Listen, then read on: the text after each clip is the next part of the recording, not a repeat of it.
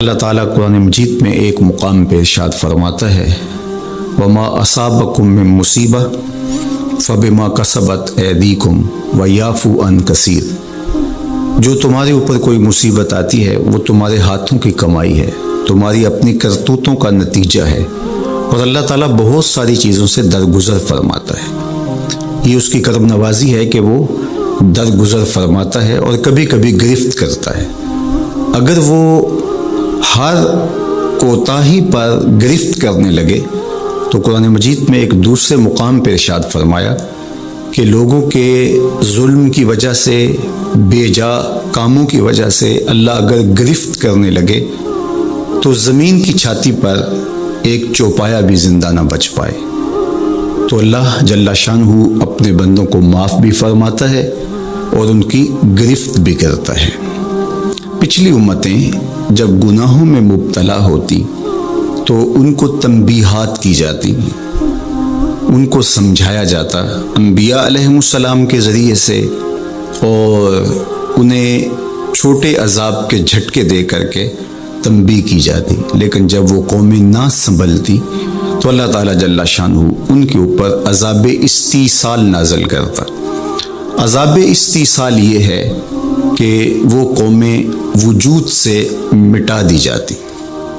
اس امت پر اگرچہ یہ کتنے بڑے جرم ہی کیوں نہ کریں، ان پر عذاب استیصال نہیں آئے گا۔ اللہ کے محبوب صلی اللہ علیہ وآلہ وسلم کا پاکیزہ وجود اور حضور کی رحمت کی تنی ہوئی چادر ہمارے لیے بچاؤ کی ضامن بن جاتی ہے، اور ہم اللہ تعالیٰ کی طرف سے آنے والے عذابوں سے بچ جاتے ہیں۔ کفار مکہ نے باقاعدہ مطالبہ کیا، اے اللہ اگر تیرا یہ رسول سچا ہے فامطر علینا حجارۃ من السماء، تو آسمان سے ہمارے اوپر پتھر نازل کر۔ تو حضور صلی اللہ علیہ وآلہ وسلم کے رب نے کیا جواب دیا؟ وما کان اللہ لیعذبہم وانت فیہم، محبوب اللہ کی یہ شان نہیں ہے کہ تو ان کے اندر رہتا ہو اور میں ان پر عذاب نازل کروں۔ حالانکہ پچھلی امتوں پر عذاب نازل ہوا اور یہ امت خود عذاب مانگ رہی ہے۔ کفار نے عذاب طلب کیا لیکن کہا کہ محبوب تیری وجہ سے میں ان پر عذاب نازل نہیں کروں گا،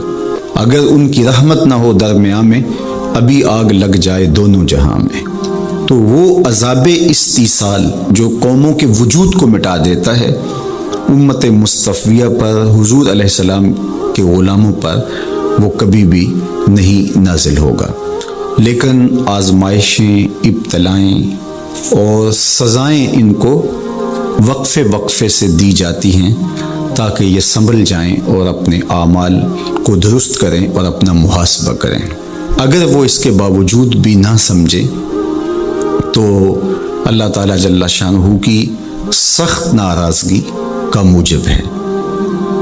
اہل ایمان پر جو ابتلائیں آتی ہیں، جو آزمائشیں آتی ہیں، اس پر جب وہ صبر کرتے ہیں اور اللہ کی طرف رجوع کرتے ہیں تو ان کو اس کا اجر اور اس کا صلہ دیا جاتا ہے۔ حضور نبی رحمت صلی اللہ علیہ وآلہ وسلم نے ارشاد فرمایا کہ مومن کے پاؤں میں کانٹا بھی چبھتا ہے تو وہ بھی اس کے گناہوں کا کفارہ بنتا ہے، وہ بھی اس کے لیے بہتری کا ضامن بن جاتا ہے۔ تو جو وبائیں آتی ہیں، تکلیفیں آتی ہیں، تو وہ اس کے لیے بہتری کی ضامن ہوتی ہیں۔ اسی لیے تو وباؤں سے جو اللہ پر یقین رکھتے ہوئے انتقال کرتے ہیں وہ شہید کے زمرے میں آتے ہیں۔ کتنا بڑا درجہ ہے شہادت کا، لیکن ان کو یہ نصیب ہوتا ہے۔ وہ اپنے آپ کا محاسبہ کرتے ہیں۔ کیسے ہمیں پتہ چلے کہ جو مصیبت ہمارے اوپر آئی ہے وہ سزا ہے یا ابتلا ہے؟ تو علماء نے کہا کہ جو وبا، جو مصیبت، جو تکلیف تمہیں پہنچتی ہے اس پر اگر تمہیں اللہ کی طرف رجوع نصیب ہوتا ہے تو وہ ابتلا ہے، اس سے تمہارے درجے بلند ہوں گے، تمہارے گناہ مٹیں گے۔ اور اگر ان آزمائشوں، ان امتحانات اور ان وباؤں کے باوجود بھی تمہارا اللہ کی طرف رجوع نہیں ہوتا اور تم اسی طرح اپنی زندگی کو گزارتے ہو جس طرح اس سے قبل گزارتے ہو تو وہ تمہارے لیے سزا ہے۔ تو مجھے اور آپ کو اس موقع پر دیکھنا ہوگا کہ ہم کس مرحلے سے گزر رہے ہیں، ہماری کیفیت باطن کیا ہے، کیا یہ خوف و ہراس کا عالم اور یہ وبائی امراض اور اس وقت پوری دنیا کے اوپر جو کیفیت ہے وہ ہمارے لیے اللہ کی قربت کا سبب بن رہی ہے، رجوع اللہ کا ذریعہ بن رہی ہے، توبہ و استغفار کا سبب بن رہی ہے؟ ہم اللہ تعالیٰ جل شانہ کی قربت حاصل کرنے کے لیے کوشاں ہو گئے ہیں، یا کہ ہمارے رویے، ہمارا طرز زندگی اور ہمارا انداز معاشرت بالکل تبدیل نہیں ہوا اور ہم جس طرح کی زندگی پہلے گزار رہے تھے اس طرح کی ہی زندگی بسر کر رہے ہیں؟ تو پھر یہ ہمارے لیے سزا ہے، ورنہ ہمارے لیے ابتلا ہے، آزمائش ہے، امتحان ہے، اور ہم اس میں اللہ کی قربت کے ذریعے سے اللہ کی پناہ میں آ کے سرخرو ہو رہے ہیں، کامیاب اور بامراد ہو رہے ہیں۔ یہاں ہمیں دیکھنا ہوگا کہ اس وقت سسکتی انسانیت کے لیے ہمارا رویہ کیا ہے۔ کیا ہم نے اشیاء خورد و نوش سے لے کر کے ضروری ادویات تک اور انسانی ضرورت کے لیے اس وبا سے بچنے کے لیے جو ماسک پہنا جاتا ہے اس کو حصول زر کا ذریعہ بنایا، یا کہ ہم انسانیت کی خدمت کے لیے اس وقت میدان عمل میں موجود ہیں؟ تو ہم اپنے عمل سے، اپنے رویے سے اپنے آپ کو جج کر سکتے ہیں، اپنے آپ کو دیکھ سکتے ہیں۔ اقبال نے کہا تھا اپنے دل سے پوچھ، ملا سے نہ پوچھ۔ تو ہمیں اپنے اندر سے فتویٰ ملتا ہے ہم کس جگہ پہ کھڑے ہیں، تو ہمیں اس حوالے سے اپنے آپ کو دیکھنا چاہیے۔ اللہ تعالیٰ جل شانہ نے ہمیں اس ابتلا میں، اس آزمائش میں مبتلا کیا ہے، تو اس میں اس کی حکمت بالغہ کیا ہے ہم نہیں جانتے، لیکن ہم اس کی طرف ہی رجوع کر کے، اس کے حضور عجز کر کے، اپنے گناہوں کی معافی مانگتے ہوئے کثرت استغفار کے ذریعے سے اس میں کامیاب اور سرخرو ہونے کی کوشش کریں۔ اللہ جل شانہ کے محبوب علیہ السلام نے ہمیں مشکلات سے صبر کے دامن کو تھام کر گزرنے کی تلقین کی ہے، اور صبر اجر کا ضامن بنتا ہے، اور اگر بے صبری کے ذریعے سے اور واویلے کے ذریعے سے ہم وقت گزارتے ہیں تو تکلیف تو اس سے کم نہیں ہوتی، لیکن اجر برباد کر بیٹھتے ہیں۔ ہمیں ایسی مشکل گھڑیوں میں صدقہ و خیرات کے ذریعے سے اللہ کی قربت اختیار کرنے کا حکم دیا گیا۔ فرمایا گیا داؤ مرداکم بالصدقہ، اپنے مریضوں کا علاج صدقے سے کرو، تمہارے امراض کا علاج صدقے میں چھپا ہوا ہے۔ جب تم صدقہ کرتے ہو تو مشکلیں ٹلتی ہیں، تکلیفیں دور ہوتی ہیں، اور پھر تضرع کے ساتھ، زاری کے ساتھ، دعاؤں کے ساتھ، التجاؤں کے ساتھ اللہ کے حضور پیش ہو جاؤ۔ تم امتحان گاہ میں کھڑے ہو، وَاسْتَقْبِلُوا أَمْوَاجَ الْبَلَاءِ بِالدُّعَاءِ وَالتَّضَرُّعِ، فرمایا کہ بلاؤں اور آزمائشوں کی موجیں جب تمہاری طرف بڑھ رہی ہوں تو تم تضرع اور زاری کے ساتھ اللہ کی مدد اور اللہ کی پناہ لے لو، اور جب تم اس کی پناہ میں آ جاؤ گے تو پھر تکلیفیں تمہارا کچھ نہیں بگاڑ سکتی، تمہارے درجے بلند ہوں گے اور تمہاری خطاؤں سے اللہ درگزر فرمائے گا، اور تمہارے لیے راحتوں کے، کرم نوازیوں کے در کشادہ ہوں گے۔ اللہ جل شانہ کی بارگاہ میں ہم دعا بھی کریں، کثرت کے ساتھ استغفار بھی طلب کریں، چونکہ استغفار ہمارے لیے تریاق کا درجہ رکھتا ہے، بالخصوص جب ہم ان حالات میں ہیں۔ حضرت سیدنا عمر رضی اللہ تعالی عنہ فرماتے ہیں لو نزلت صاعقۃ من السماء ما اصابت مستغفرا، آسمان سے کڑکتی ہوئی بجلیاں بھی نازل ہوں تو جو استغفار کر رہا ہوگا وہ ان سے محفوظ رہے گا۔ تو استغفار کرنے والا اللہ جل شانہ کی پناہ میں آ جاتا ہے، اس کی حفاظت کے حصار میں آ جاتا ہے۔ حضرت امام شافعی علیہ رحمہ فرماتے ہیں کہ میری زندگی کا نچوڑ، میں نے جو دین پڑھا ہے، دین سمجھا ہے، تو اس کا خلاصہ یہ ہے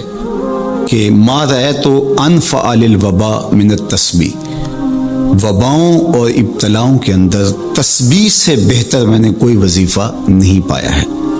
تو جب آپ اللہ کی تسبیح بولتے ہیں، اس کی پاکی بولتے ہیں، تو آپ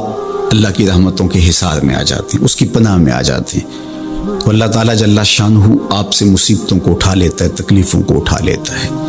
تو استغفار طلب کیجئے، اللہ کی تسبیح بولیے اور قرآن مجید کی کثرت کے ساتھ تلاوت کیجئے۔ آج جب کہ فرصت کے لمحے ہمارے ہاتھ آ ہی گئے ہیں اور ہم کسی وجہ سے گھروں میں بیٹھ ہی گئے ہیں، تو اس موقع پر ہمیں کتاب اللہ کے ساتھ جڑنا چاہیے۔ کتاب اللہ کے ساتھ ہمارا تعلق جتنا مضبوط ہوگا، اللہ پر یقین اتنا ہی پختہ سے پختہ تر ہوتا چلا جائے گا۔ لیکن آج اگر سویر سے لے کر شام تک اور شام سے لے کر سویر تک ہم اپنا وقت یوں ہی برباد کر رہے ہوں اور ہمیں قرآن مجید کھول کر کے پڑھنے کی توفیق بھی میسر نہ آئے، تو پھر اس کا مطلب یہ ہے کہ ہم اس سزا کو کاٹ رہے ہیں، اس ابتلا سے اللہ کی قربت حاصل نہیں کر رہے۔ تو قرآن مجید کی تلاوت ہمیں اللہ کی قربت دیتی ہے، بلکہ ایک روایت میں آیا کہ جو شخص قرآن مجید کی تلاوت میں مشغول رہا اور اس مشغولیت کی وجہ سے اس کو دعا مانگنے کا موقع بھی نہ مل سکا، اللہ اس کو دعائیں مانگنے والوں سے زیادہ عطا فرمائے گا، چونکہ وہ اللہ کے کلام کے اندر مصروف ہو گیا۔ تو آج کل فرصت کے لمحات میں ہمیں اپنے بچوں کو بٹھا کر کے بھی ترغیب دینی چاہیے کہ وہ قرآن مجید کی تلاوت کریں، اور خود بھی قرآن مجید کی تلاوت اپنے معمولات میں شامل کرنی چاہیے۔ اور جتنے بھی یہ دن ہمیں میسر ہیں، اپنی روٹین اس حساب سے ہم بنا سکتے ہیں کہ قرآن مجید کے ساتھ ہم جڑ جائیں، اور اس کو اگر مفاہیم و مطالب کے ساتھ پڑھنے کا مزاج ہو اور روزانہ 1 پارہ یا 2 پارہ اس کے مفاہیم کے ساتھ، اس کے مطالب کے ساتھ اگر پڑھنا نصیب ہو جائے، تو پھر قرآن مجید کے پیغام کو سمجھنے کا ہمیں موقع مل جائے گا۔ چونکہ یہ کتاب ہمارے آقا و مولا حضور ختم المرتبت صلی اللہ علیہ وآلہ وسلم کی وساطت سے ہمارے نام، ہمارے رب کا پیغام ہے، سندیسہ ہے ہمارے رب کا۔ ہمارے رب نے ہمیں کیا کہا ہے ہمیں سمجھنا چاہیے۔ دنیا کے کسی ایسے ملک سے میرے اور آپ کے نام کوئی خط ہو اور اس زبان میں ہو جو زبان میں نہیں جانتا، تو اتنی دیر تک میں چین سے نہیں بیٹھتا، آپ چین سے نہیں بیٹھتے جب تک اس کے مندرجات معلوم نہیں کر لیتے، اس میں خوشی کی خبر ہے یا کوئی غم کا قصہ ہے، یہ خط میرے نام کیا پیغام لے کر آیا ہے۔ تو صاحب یہ قرآن حضور کی معرفت، ہمارے نام، ہمارے رب کا خط ہے۔ تو ہمیں دیکھنا ہوگا کہ اس کتاب نے ہمیں کیا پیغام دیا ہے، اس کتاب کا حکم نامہ ہمارے نام کیا ہے، اور پھر ہم اس کتاب کو اپنی زندگی میں اتار کر کے اپنے شب و روز کے اندر شامل کر کے اس کی تعلیمات کو ایک پاکیزہ اور ستھرے مسلمان بن کے ابھر سکتے ہیں۔ تو اس موقع سے بھرپور فائدہ ہمیں حاصل کرنا چاہیے۔ اس کی تلاوت بھی کریں، خالی تلاوت بھی قرآن مجید کی تمہیں محرومیوں سے نکالے گی۔ حضرت اقبال علیہ الرحمہ نے اپنے ایک دوست کو خط لکھا کہ قرآن مجید اگر مفاہیم و مطالب کے ساتھ تمہیں نہیں بھی پڑھنا آتا تو پھر بھی اس کی تلاوت کو معمول زندگی بناؤ، اس لیے کہ ناظرہ قرآن پڑھنے سے بھی قلب کا تعلق حضور کے قلب اطہر سے جڑتا ہے، حضور سے قربت نصیب ہوتی ہے اس کتاب کے پڑھنے سے، اس کی تلاوت کرنے سے، چونکہ یہ حضور کے قلب اطہر پہ نازل ہوا ہے، حضور کے سینہ اقدس پہ نازل ہوا ہے، تو اس سے تعلق حضور کے قلب اطہر کے ساتھ جڑنا ہے۔ اور ہمیں فرمایا گیا کہ راتوں کی تنہائیوں میں اٹھ اٹھ کے قرآن پڑھا کرو اور قرآن پڑھتے ہوئے رویا کرو، اور یہ بھی فرمایا گیا فَإِن لَمْ تَبْكُوا فَتَبَاكُوا، اور اگر رونا نہ آئے تو رونے کی کوشش کیا کرو، تکلف کے ساتھ اپنے اوپر وہ کیفیت طاری کرو کہ تمہاری آنکھیں آنسوؤں کا خراج دیں اس قرآن کو پڑھتے ہوئے۔ کیا یہ تصور تھوڑا ہے کہ جب تم قرآن پڑھ رہے ہو تو اس خیال میں ہو کہ میں اپنے رب کا کلام پڑھ رہا ہوں؟ فرمایا تمہارا